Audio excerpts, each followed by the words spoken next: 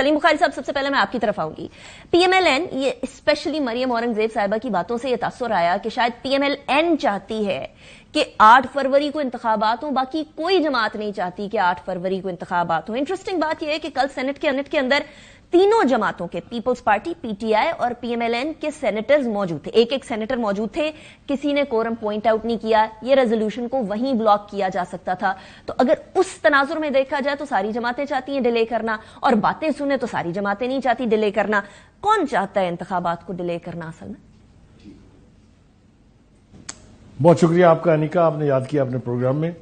دیکھیے، گزارش یہ ہے کہ ان کو یہ بیان اس لیے دینا پڑا مریم اورنگزیب صاحبہ کو کیونکہ تمام ہی جماعتیں مل کے یہ بھی کہہ رہی تھی کہ نون لیگ جو ہے وہ نہیں چاہتی کہ الیکشن جو ہے 8 فروری کو ہوں. یہ بھی ہم نے سنا، پورے نیشنل میڈیا کے اوپر بھی، جتنے بھی ٹی وی ٹاک شوز ہیں اس کے اوپر بھی یہ بات ہوئی. تو یہ وضاحت اس لیے سمجھ میں نہیں آ رہی ہے کہ ان کے جس سینیٹر نے وہاں کھڑے ہو کے تقریر بھی کی اس ریزولوشن کی مخالفت میں، انہوں نے تقریر کرنا زیادہ مناسب سمجھا، لیکن کورم کی نشاندہی کر کے اس قرارداد کے منظور ہونے کا راستہ کیوں نہیں روکا، یہ ابھی بہت بڑا سوالیہ نشان ہے. اور یہ سوال پوچھا جا رہا ہے اور اس کا کوئی ابھی پلازیبل جواب. ویسے سینیٹر افنان نے کہا بخاری صاحب کہ وہ بھول گئے تھے کورم پوائنٹ آؤٹ کرنا. ہاں نہیں، وہ بھول جانا جو ہے نا، یہ at the level of a senator, یہ بھول جانا اتنا آسان جواب نہیں ہے جس کو تسلیم کر لیا جائے. اب ذرا تھوڑا سا اس کی بیک گراؤنڈ دیکھ لیتے ہیں. پہلی بات تو یہ ہے کہ ریزولوشن موو کن نے کی. یہ ایک ایسے سینیٹر نے کی جس نے، اگر آپ کو یاد ہو کہ سویلین کا فوجی کورٹس میں ٹرائل ہونا چاہیے، اس کی بھی ریزولوشن موو کی تھی، اس کا بل بھی موو کیا تھا. یاد ہے نا آپ کو بھی؟ جی. میرے ساتھیوں کو بھی یاد ہوگا اچھی طرح سے. اچھا جی، پھر اس کے بعد آپ چلے جائیں گے جو چیئرمین صاحب تھے سینٹ کے، انہوں نے بھی مناسب نہیں سمجھا کہ یہ محسوس کر لیں کہ ٹوٹل 14 لوگ بیٹھے ہوئے ہیں، 12 ایک ریزولوشن کے حق میں ووٹ دے رہے ہیں، کیا اس کی حیثیت ہوگی. اگر ان کا بھی بیک گراؤنڈ آپ دیکھ لیجئے، جس طریقے سے وہ چیئرمین سینٹ منتخب ہوئے تھے، وہ بھی میرے خیال سے ہم سب کو اچھی طرح سے یاد ہونا چاہیے. ہیونگ سیڈ دیٹ، جو 2-3 نمایاں آوازیں تھیں جو چاہ رہے تھے کہ الیکشن نہ، ان میں ایک مولانا فضل الرحمان صاحب تھے، آپ کو یاد ہے، وہ کبھی موسم کا بہانہ بنا رہے تھے، کبھی وہ لا اینڈ آرڈر کی سچویشن، کبھی وہ دہشت گردی، اس طرح کے جواز پیش کر رہے تھے. میرا خیال یہ ہے کہ جنہوں نے بھی اس کو موو کیا ہے، جنہوں نے کروایا ہے، جو اس کا بینیفٹ لینا چاہتے تھے، ان کو بہت مایوسی ہونے جا رہی ہے، اس لیے کہ جس قسم کی کاروائی سپریم کورٹ میں اس حوالے سے ہو چکی ہے، اس کو تھوڑا سا میں جلدی سے اگر آپ اجازت دیں گی تو ریکال کر دوں گا. ایک تو جب یہ ایشو سپریم کورٹ کے سامنے آیا تھا تو الٹیمیٹلی پھر پریزیڈنٹ آف پاکستان اور چیف الیکشن کمشنر نے لکھ کے ان رائٹنگ دیا تھا کہ الیکشن جو ہے وہ 8 فروری کو ہوں گے، اور اسی گارنٹی کے بعد پھر قاضی فائز عیسیٰ صاحب نے یہ کہا کہ یہ اب پتھر پر لکیر سمجھی جانی چاہیے. ٹھیک ہو گیا؟ دیکھیے، یہ اس لیے کہ میں ایک اور حوالہ آپ کو دے دوں کہ یہ معاملہ جب سپریم کورٹ میں آیا تھا، اس سے کچھ ہی دن پہلے چیف الیکشن کمیشن صاحب کی ملاقات ہوئی تھی چیف جسٹس صاحب سے بھی، اور دیگر تمام سپریم کورٹ کے ججز سے بھی، سپریم کورٹ کے پریمیسز میں. اس کے بعد جو تاثر ابھرا تھا، جو میری انڈرسٹینڈنگ ہے، وہ یہ ہے کہ 8 فروری کے حوالے سے supreme court as a whole اور چیف الیکشن کمشنر تو ایک پیج پر ہیں. اب اگر یہ آپ مان لیں تو پھر وہ کون سی قوتیں ہیں جس کو الیکشن ملتوی کرانے کا بینیفٹ مل سکتا ہے؟ رائٹ. یہ میرے خیال سے سب سے ٹیڑھا سوال ہے.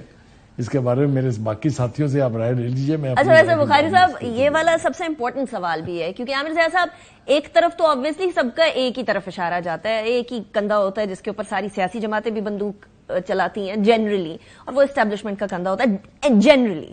لیکن یہاں وہ جو جے یو آئی والی بات کی ہے سلیم بخاری صاحب نے، وہ بڑی امپورٹنٹ ہے، کیونکہ یہ سینیٹر دلاور کے بارے میں کچھ خبریں گردش کر رہی ہیں، اور وہ یہ کہ شاید ان کا بھی کچھ شمولیت کرنے کا ارادہ ہے جے یو آئی کے اندر، کچھ اس طرح کے کوئی حالات بن رہے ہیں اور جے یو آئی آلریڈی انتخابات کے ڈیلے کے بارے میں ایک اشارہ دے چکی ہے.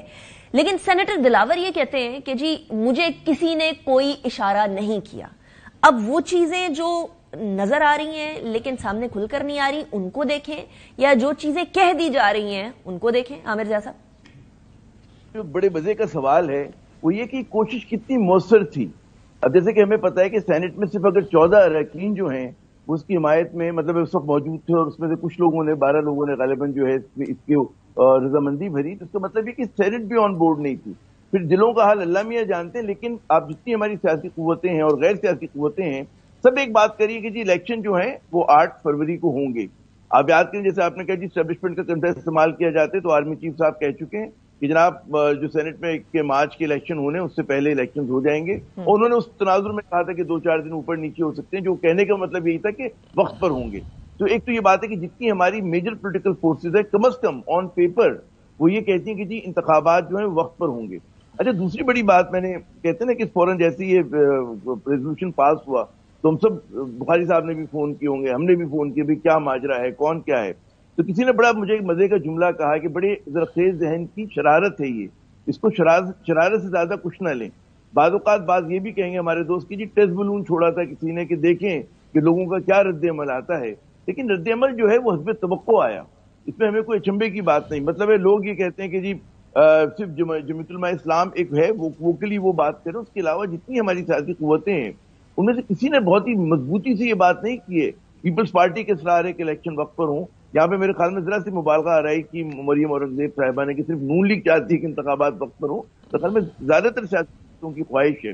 اور یہ لوگ سوال کرتے ہیں کہ ابھی تک نون لیگ جو ہے، کیونکہ ابھی تک اگر آپ دیکھیں الیکشن کے مومنٹم کا، انتخابی مہم کے مومنٹم کا، تو اس کو ابھی کرنا ہے، وہ ہمیں زور نظر نہیں آ رہا. وہ پیپلز پارٹی تو میدان میں آ گئی ہے اور کوئی تھوڑا بہت ہو رہا ہے، لیکن جو نون لیگ کے لوگ کہہ رہے ہیں نا کہ جی سلیکشن ہو گئی ہے، سیرا اس جماعت کے سر پہ باندھا جائے گا یا بن گیا ہے، تو اس کے حوالے سے مجھے وہ جو ایک نظر آنا چاہیے مومنٹم بڑے پیمانے کا، ہو سکتا ہے آنے والے دنوں میں ہو جائے نون لیگ کا، لیکن ابھی تک وہ بنا نہیں ہے، میدان میں اترے نہیں کہ جلسے جلوس شروع نہیں ہوئے. جی نہیں ایبسلیوٹلی. اچھا وہ مومنٹم نہ بننے کے پیچھے سلیم بخاری صاحب ایک وجہ یہ بھی ہے کہ ابھی تک جو بیسک ڈیسیژنز انتخابات کے حوالے سے ہونے چاہیے وہ تک سامنے نہیں ہے. ٹکٹس کے اوپر ابھی بھی ایشو چل رہا ہے اور within party P M L N کے بہت سارے ایشوز ہیں. فار ایگزامپل این اے 122 کے اندر شیخ روہیل اصغر صاحب ورسز ایاز صادق صاحب والا ایشو چل رہا ہے.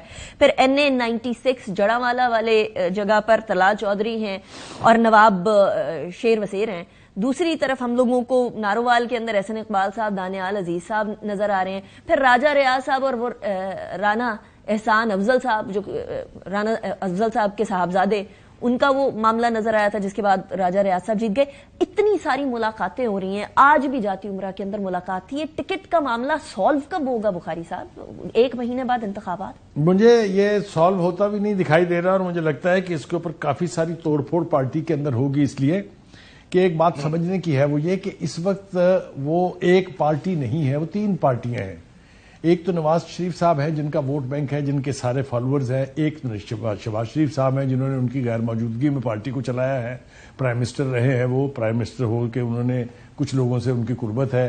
ایک تیسرا بڑا فیکٹر جو ہے وہ مریم نواز کے لوگ ہیں جو ان کو فالو کرتے ہیں، جو سمجھتے ہیں کہ پارٹی کی انہیریٹر بھی وہی ہوں گی، الٹیمیٹلی انہوں نے ہی رول کرنا ہے.